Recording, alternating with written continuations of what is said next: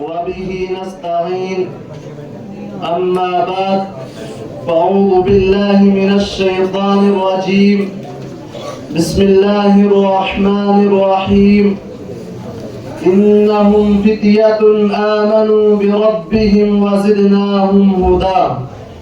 صدق اللہ العظیم. کبھی اے نوجوان مسلم تدبر بھی کیا تو نے، کبھی اے نوجوان مسلم تدبر بھی کیا تو نے، وہ کیا گردوں تھا تو جس کا ہے ایک ٹوٹا ہوا تارا.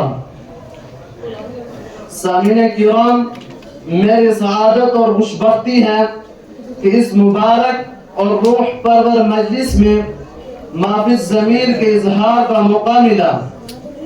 آج میرا روح سخن اس طبقے کی طرف ہوگا جو ملت کا دھڑکتا ہوا دل اور دست و بازو ہے، مسلمانوں کی شان و آبرو ہے، اور مفکر اسلام علامہ ڈاکٹر محمد اقبال رحمۃ اللہ علیہ نے جس طبقے کو یہ جذباتی اور بلبلہ انگیز پیغام دیا تھا: جوانوں یہ صدائیں آ رہی ہیں آبشاروں سے، جوانوں یہ صدائیں آ رہی ہیں آبشاروں سے، چٹانیں چور ہو جائیں جو ہو عزم جواں پیدا.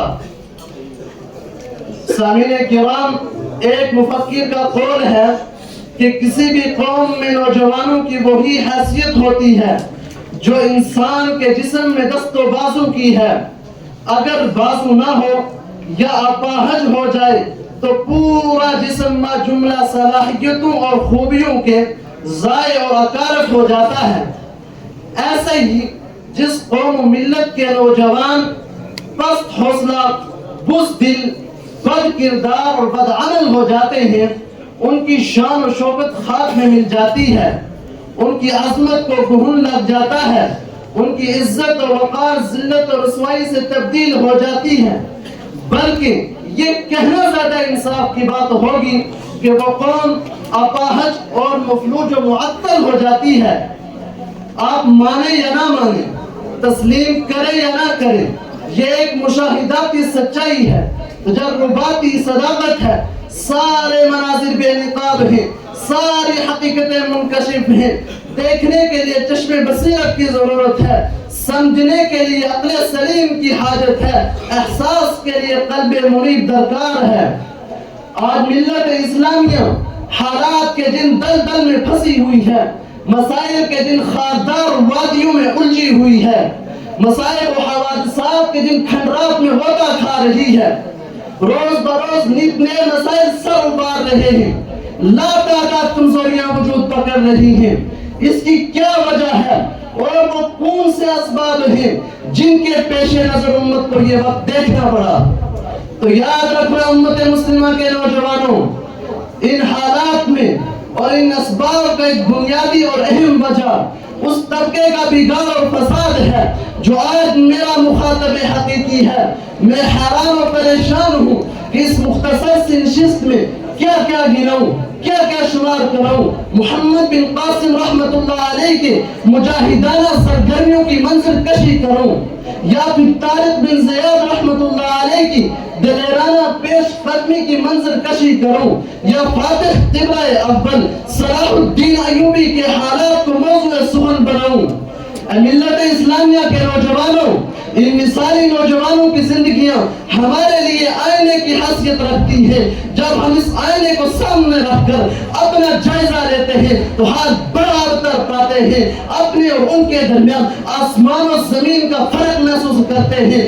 بلکہ بسا اوقات تو ایسا لگتا ہے کہ ہم اس قبیلے اور کنبے سے تعلق ہی نہیں رکھتے، ہمیں ان سے کوئی نسبت ہی نہیں. غرض میں کیا کہوں تم سے کہ وہ صحرا نشین کیا تھے، جہاں گیرو جہاں بانو جہاں آرا، تجھے آبا سے اپنے کوئی نسبت ہو نہیں سکتی کہ تم گفتار وہ کردار تو ثابت و سیارہ. سامعین کرام، ذرا غور تو کرو، سرزمین ہند جو ہمارا وطن ہے، جہاں پر ہم رہتے بستے ہیں، اس مقدس دھرتی پر بھی اگر اسلام کا پرچم لہرایا تھا تو وہ بھی ایک نوجوان کا مثالی اور تاریخی کارنامہ تھا جن کی عمر صرف اور صرف 18 سال تھی۔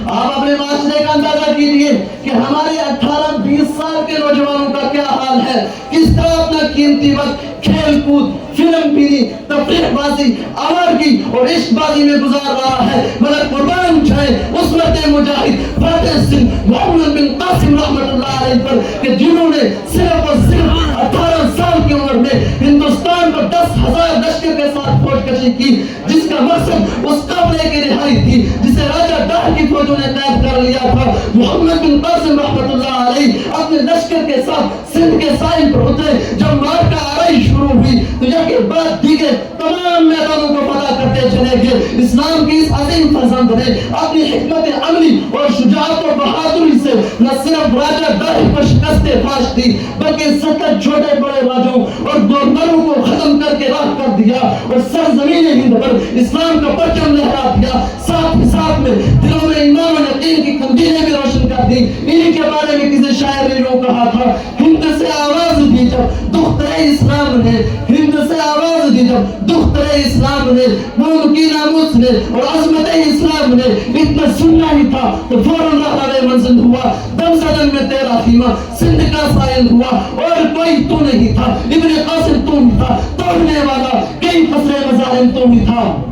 ہائے افسوس ساتھ افسوس یہی نوجوان جو کل کا فن سپاہ گیری اور تیز زنی کا دل دادا تھا آج نقص و سرور کے دھن میں کمال حاصل کر رہا ہے۔ پہلے شاہ سواری اور نیزہ بازی کا دیوانہ تھا، اب دوڑ میں مقابلے کے لیے بھاگنے کی کوشش کر رہا ہے۔ پہلے پھرتیلے راستوں اور خوفناک جگہوں کو اپنے قدموں سے مانگتا تھا، اب تفریح گھروں اور پارکوں کے چکر کاٹ رہا ہے۔ پہلے سوختہ چٹانوں پر اور وحشتناک گھاٹیوں میں سو جاتا تھا، اب نرم گرم بستروں، گچوں، قالینوں اور مخملی نہادوں کا متلاشی ہے۔ پہلے دو تلواروں کے تصادم کی چمک سے اس کی روح دل کو سرور ملتی تھی، اب نرم و نازک ٹھوٹوں کے تبسم سے اس کی جان میں حیات آفریں آتی ہے۔ ہائے جو نوجوان پہلے تیروں، تلواروں اور خنجروں سے کھیلتا تھا اب وہ زلفوں سے کھیلنے کا عادی ہو چکا ہے۔ پہلے جن کی نگاہوں میں میدان کازار کا منظر سمایا ہوا تھا آج ان نگاہوں میں اداکاروں اور فلمی تصویروں کے مناظر رقص کر رہے ہیں۔ پہلے جو مجاہد و سپاہ سالار بننے کی آرزو میں رکھتا تھا آج وہ فلمی ہیرو اور کرکٹ کھلاڑی بننے کی حسرت میں تڑپ رہا ہے۔ پہلے جو واقعی شہادت کا متلاشی تھا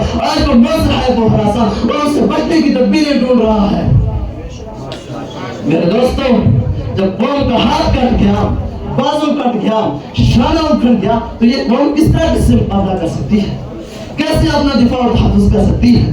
میں آپ سے پوچھنا چاہتا ہوں کہ وہ بوڑھے جو خود کو سنبھال نہیں سکتے وہ میدان میں اتریں گے یا وہ عورتیں جن کی نرم و نازک کلیاں چوڑیوں کا بوجھ نہیں اٹھا سکتی وہ میدان میں اتریں گی، وہ ہتھیار اٹھائیں گی، وہ شاہ سواری کریں گی، یا پھر وہ بچے جن کو صحیح ڈھنگ سے زمین پر چلنا نہیں آتا وہ شاہ سواری کریں گے؟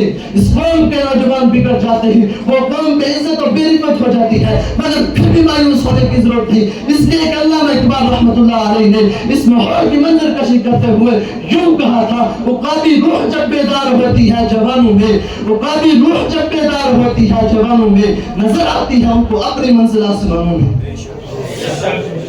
ملت اسلامیہ کے نوجوانوں، کب تک ذلت و پستی کی کھائی میں پڑے رہو گے؟ آسمانوں کی بلندیاں تمہارا انتظار کر رہی ہیں، بے فکری اور لاپرواہی کی نیند میں کب تک مخمور رہو گے؟ امت کا بہتا ہوا نور تمہیں پکار رہا ہے، مومن مسلم کی مٹی و شان و شوکت تمہیں دعوت عمل دے رہی ہے اور اسلام کا پرچم تمہیں آواز دے رہا ہے کہ تھی کبھی تیری روانی، کہ تھی کبھی تیری روانی موج دریا کی طرح۔ آج وہ چشمہ ہے جس میں نام کو پانی نہیں۔ کیا تھا؟ شاعر کہتا ہے کہ آج وہ چشمہ ہے، یعنی مسلمان جو قوم ملت کے نوجوان ہیں، آج وہ چشمہ ہے جس میں نام کو پانی نہیں۔ کیسے کیسے تھے بہادر قوم میں اسلام کی جن کا تاریخ جہاں میں آج تک ثانی نہیں۔ آخر دعوانا الحمدللہ۔